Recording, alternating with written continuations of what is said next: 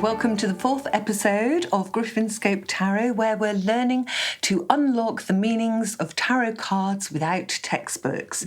So we've covered a fair bit already. Today we're going to be having a look at a little reading on Michael Flatley, because I did ask you to have a look at the Knight of Wands energy and Michael Flatley's greatest moments. It was a couple of minutes of dance, that's all, but it did evoke what the Knight of Wands is all about.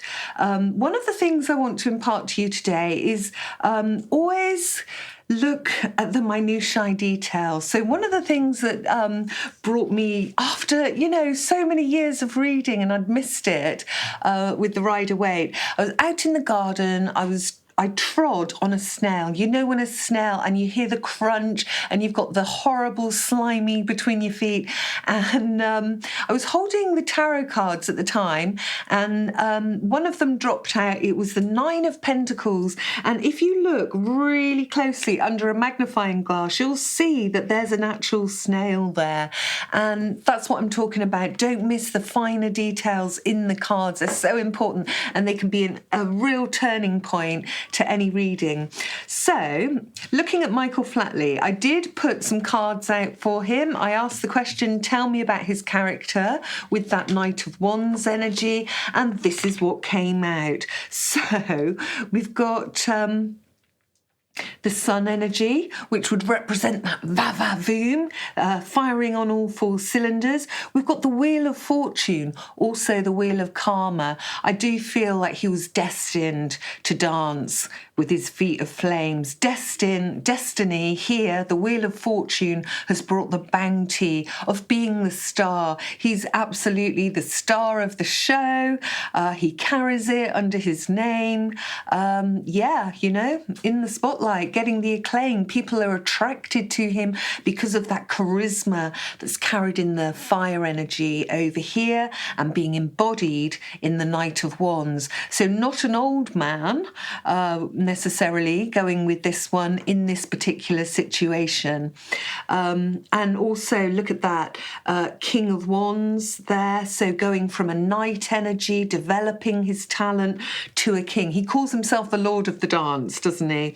And this Devil energy, this reminded me of something that a friend of mine said to me about him. So I don't know if this is true, disclaimer, this is just according to her. But my friend Claire, that I trained in dance psychotherapy with, she trained in Irish dancing, and she worked with him, and she said he was an absolute tyrant, and corrections and things like this, and everything needing to be perfect. He's a perfectionist, what can I say? So that's him. Have a look at those cards and see what you think, how you would interpret them from your own life experiences. We're going to push those up,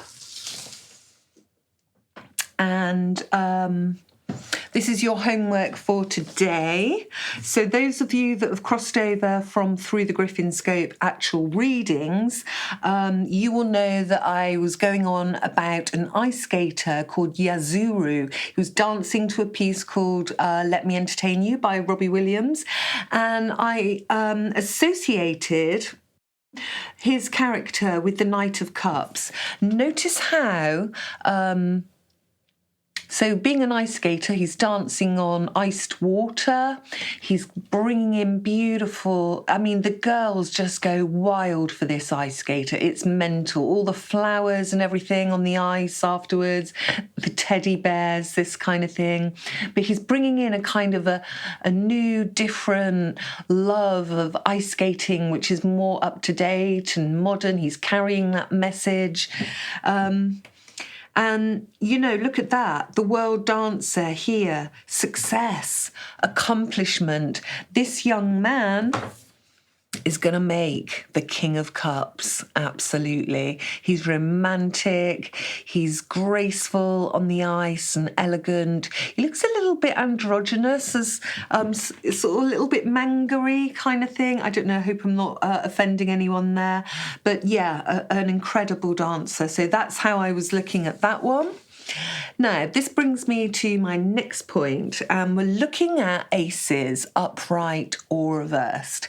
And I've said to you, haven't I, the gypsy way of just dealing the cards, and the first one that comes up after you've shuffled upright or reversed will be a yes or a no. You can also look in readings, can't you, for a yes or no, upright or reversed in, within a spread. That's going to give you a sense of, but it's not enough. So each card, if you have some cards with you, just turn them over and just say to yourself, would that be a yes, no, or maybe? If I was asking a question, what would that be telling me? So the devil would be saying a no, wouldn't it? The star would be saying a yes. It's all about renewed hope, the star. The sun would be a yes. The world would be a yes. Even the wheel of fortune would be a yes. The great cosmic joker smiling down. So just have a little practice. Feel the cards out.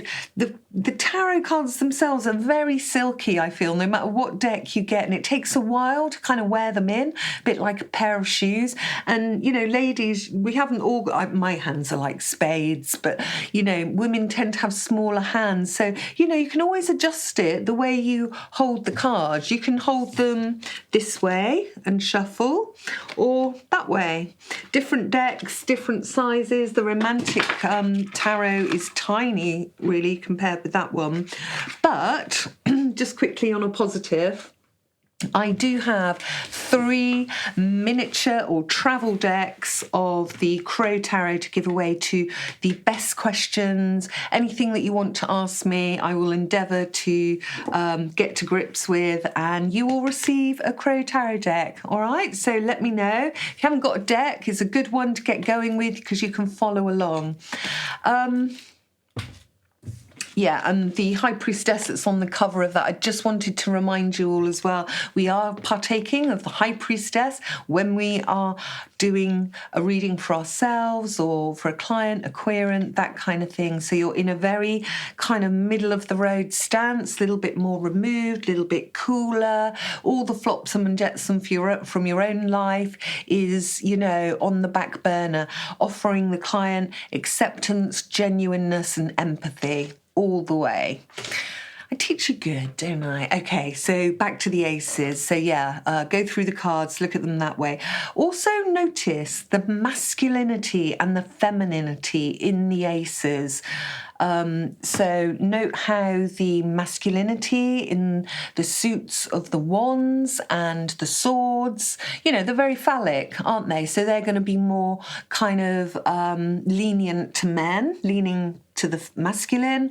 And then we've got the feminine, which is the cups and the pentacles. So get to grips with that in a reading.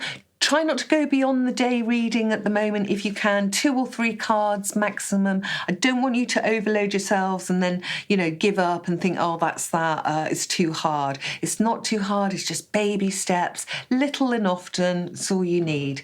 Those of you that are into tarot altars. So over on Through the Griffinscope, we're making tarot altars every single week. We have a different tarot card that we look at, we analyse, and people build altars to them. So they can be grandiose or they can be very simple. And there's normally a word that you would put through with them. So they're all over on the community page over there. They're amazing. They will give you also a deeper meaning. I love them. Okay, so that's it for today.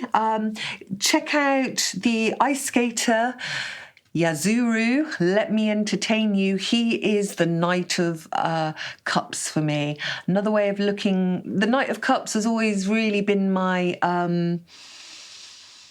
John Lennon card, all that spirituality in that man. Of course, he did have a positive and a negative side, but him too, I would say. All right, I'll see you later on the next. Bye for now.